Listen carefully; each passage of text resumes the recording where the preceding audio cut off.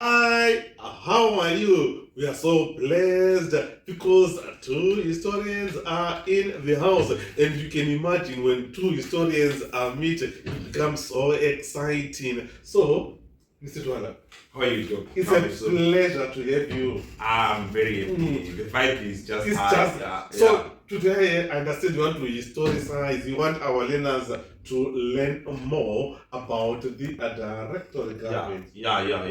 That's the goal today, Doc.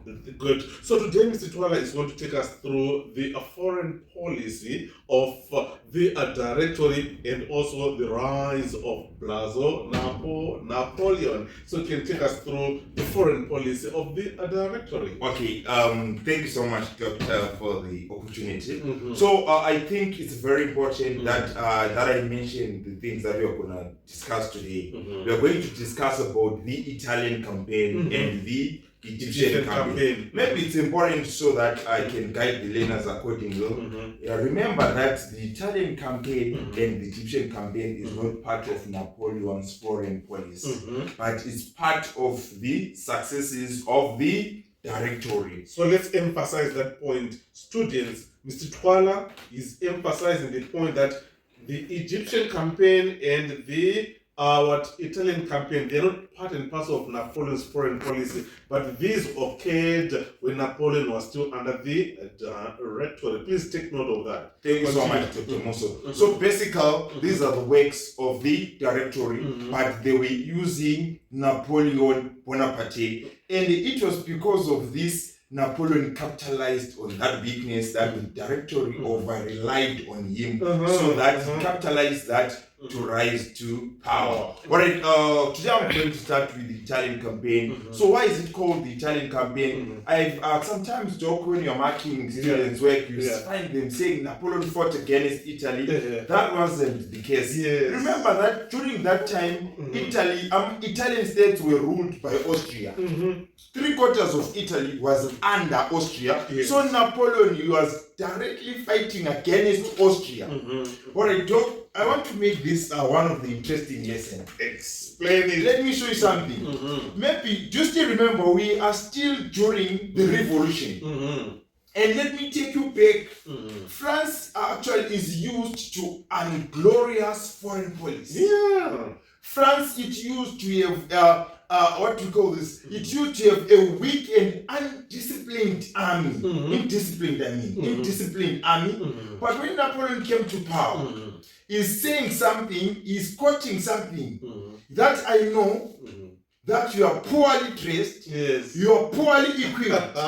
You get the word that Napoleon is saying to the soldiers. He's trying to motivate them before they engage or before they participate in the Italian campaign. You are poorly dressed, poorly equipped. You, in other words, was telling them, you don't have anything, but I'll lead you to the land of finance. Jesus, G. Richardson again say the presence of Napoleon in the battlefield, it meant hundreds of soldiers, not 100, hundreds of soldiers. So it shows how brilliant Napoleon was. So when he was sent to the Italian campaign, he was the one that was sent by the directory to go and fight in the Italian front. And Napoleon, he managed to defeat Austria. And the people of France, they've been waiting for the news. And I think they believed that the only news that they were going to receive, imagine Gamfana, a small boy, David, defeating Goliath. And people, it was like, Ngudu. Napoleon has won the battle. And remember, the happiness, the joy. Napoleon had actually brought la glory back in France. The pride. People they thought that it was another glorious war. So it was Napoleon defeated Austria. It was not only defeat. The war came with benefits for France. Number one, remember Napoleon, after defeating an enemy, the enemy was supposed to pay war reparations. People in France, they received news that they got money from the battlefield. Money. And it was all about Napoleon Bonaparte. Secondly, listen, he got territories. And he extended the borders of what? Of France. the spoils, the territory. the territory. Yes. Some people, they were now going to stay in new lands that were created by Napoleon himself. This guy was a genius, man. Yeah. Sicilian Republic. Mm-hmm. It is said that France did not have good soils for agriculture. Yeah. People, they were now going to Sicilian Republic Yeah. to do their agriculture. And it's all because of Napoleon. Not only that, Yes. he said, Austria, come to the table. Yes. They signed a treaty.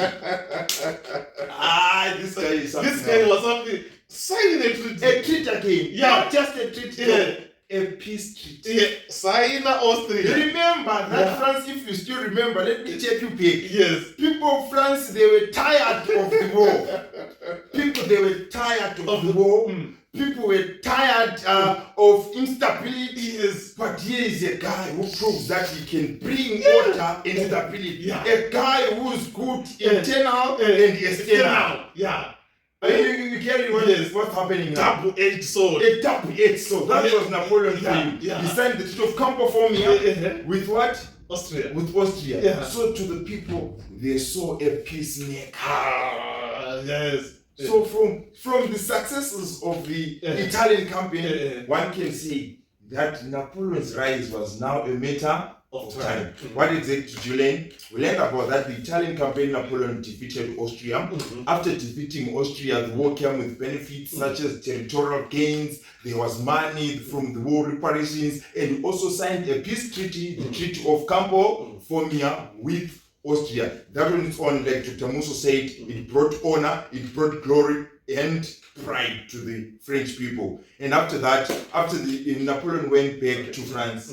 Then when he went back to France, Dr. Musso, his what can you say? His influence was too high.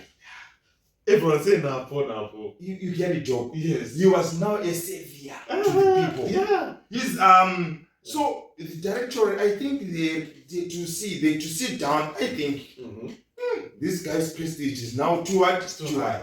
They to give him another difficult task. Now he was supposed to face Britain, but the campaign is known as the Egyptian campaign. So today, let's end here on the Italian campaign. Mr. Twale has explained everything that led to the glorious days being brought back in France because of Napo. Thank you so much. Enjoy.